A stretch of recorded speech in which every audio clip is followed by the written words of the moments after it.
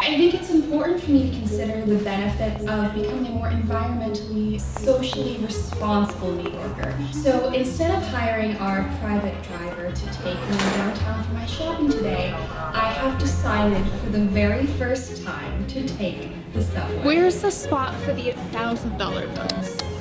Rule number 2, never take your anger out on others. However, rage is your fuel. Use it and burn. Sadness makes you sad and ugly. I hope you burn with rage today.